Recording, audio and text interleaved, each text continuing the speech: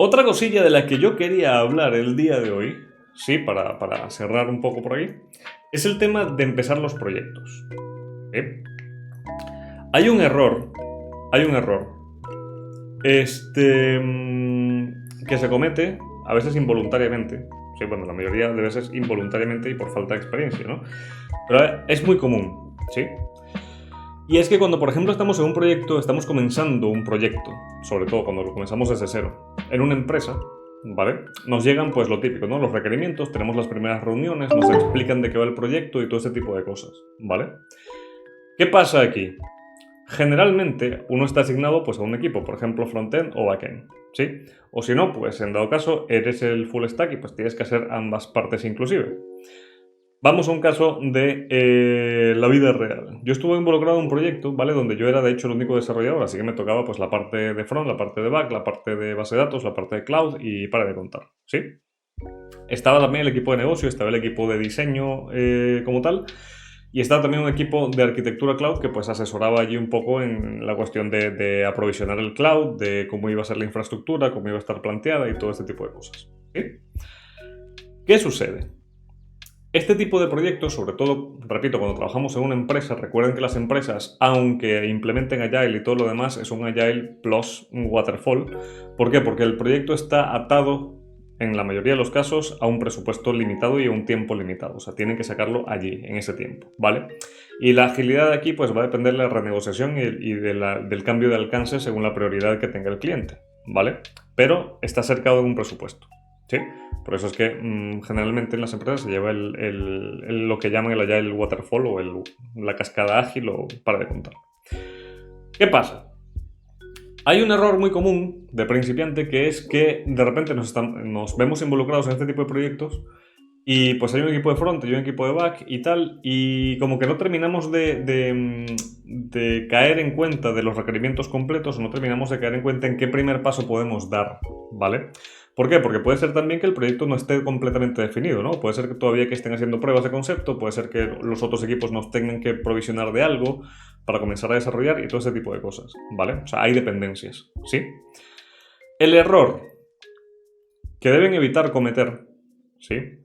Es quedarse parados. Es decir, es quedarse ahí y decir, bueno, es que no tengo nada que hacer porque, claro, como no tengo información de front ni de back, ni de base de datos, ni de nada, pues yo no puedo trabajar, sino que me espero a que me digan algo para yo comenzar a maquetar y como comenzar a esquematizar la base de datos, o comenzar con la parte del back o lo que sea, ¿vale?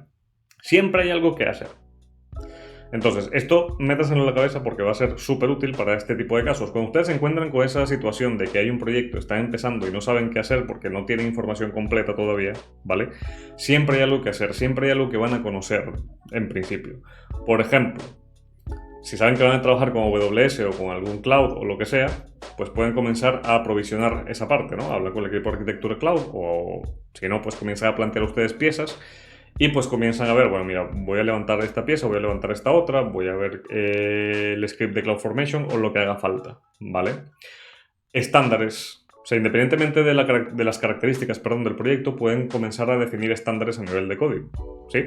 Comenzar a configurar linters, comenzar a configurar, pues, por ejemplo, en este caso, Hosky con Conventional Commits, hacer un proyecto semilla, un proyecto base, tanto de front como de back, bien, hacer un layout, hacer la estructura y la arquitectura del proyecto, bien, aprovisionar el repositorio con las ramas que va a tener base, definir lo que va a ser la gestión del repositorio, si tienen pues más de un entorno, por ejemplo, si tienen el entorno de producción, el entorno de desarrollo y pues un tercer entorno, si tienen QA, por ejemplo, pues aprovisionar esas tres ramas, ¿sí? Definir cómo va a ser y documentar cómo va a ser la parte de gestión de releases, documentar todo esto, comenzar a plantear las bases de lo que va a ser el acuerdo de interfaz con Swagger o con Postman o con lo que quieran usar, ¿vale? O sea, todo este tipo de cosillas, la misma base del proyecto puede tener también tests iniciales, ¿bien? Todo este tipo de cosas se pueden ir avanzando. No esperen, no se queden estáticos, no se queden quietos porque después se les van 2 semanas, 3 semanas y no avanzan. Y cuando se les viene todo encima, ahí la cosa se pone fea, ¿bien? Entonces, siempre hay algo que hacer, siempre hay algo que documentar, siempre hay algo que mejorar o que pulir, ¿vale? obviamente, si ya se ven que ya han hecho todo esto y se están tardando más, comiencen a preguntar. O levanten la mano y digan, mira, me falta esta información, la necesito cuanto antes, porque si no, es que esto, obviamente hay retrasos y todo lo demás, ¿no? Que eso también es vital, o sea, hablar. Bien, preguntar a quien le tenga que preguntar, levantar la mano y reportar incidencias y todo lo demás, eso es vital.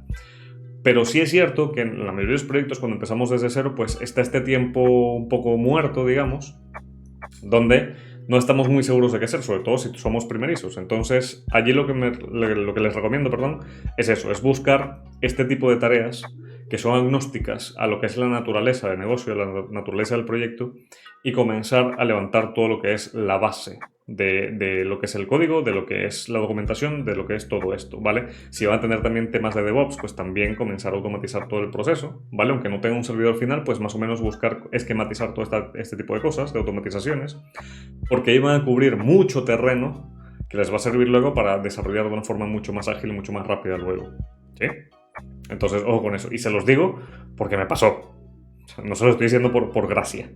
Se los digo porque me pasó que estuve eso 2 o 3 semanas en este tiempo muerto y pues de hecho otro desarrollador con el que trabajo, que tiene mucha más experiencia que yo y tal, que sé yo, en su momento me dijo, mira, ponte a hacer esto, ponte a hacer aquello y tal, y si no lo hubiese hecho me hubiese ido peor. O sea, me fue bien, afortunadamente, o sea, no me fue mal, pero si no lo hubiese hecho, no hubiese adelantado todo ese terreno y pues obviamente después me hubiese visto en aprieto a nivel de tiempo de entrega, sobre todo, ¿vale? Y obviamente de otros temas de dudas, de pulir infraestructura, de temas de performance y para de contar. Entonces, siempre hay algo que hacer, siempre comiencen a definir este tipo de cosas que son agnósticas, repito, a la naturaleza del proyecto, a la naturaleza del negocio, porque van a abrir mucho camino que después les va a servir muchísimo, ¿sí?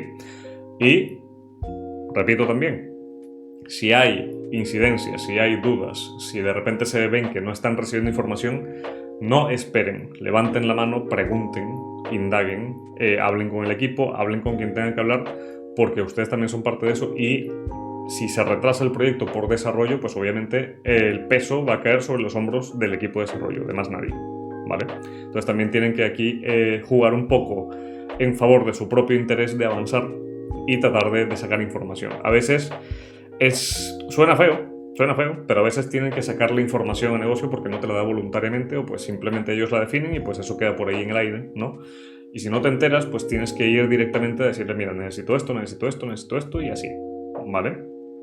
Lo mismo si no entienden algún feature, si no entienden la naturaleza de pues alguno de los procesos que tienen que automatizar a nivel de desarrollo, pues pregunten. O sea, vayan, reúnanse con negocio. Mira, es más, si les pueden mostrar cómo hacen el procedimiento de forma manual, mucho mejor, porque así lo entienden ustedes y lo pueden automatizar luego, ¿bien?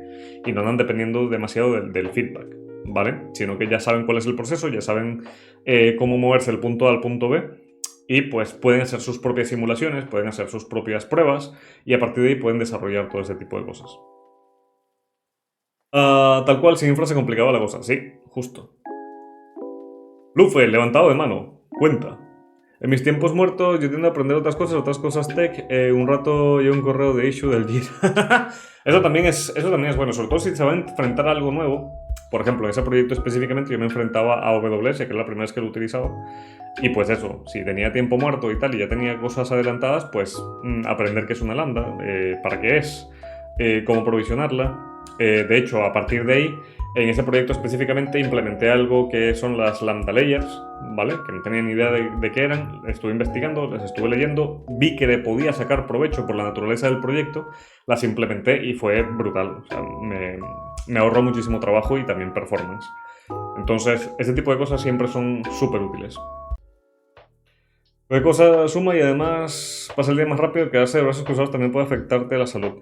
Sí, y tanto inmediata o sea, tanto inmediatamente como después también, ¿no? O sea, porque obviamente si te quedas de brazos cruzados, pues ahí te estresas porque no estás haciendo nada, no estás siendo productivo, para con el proyecto me refiero. Y también a largo plazo, porque claro, después lo vas a pagar.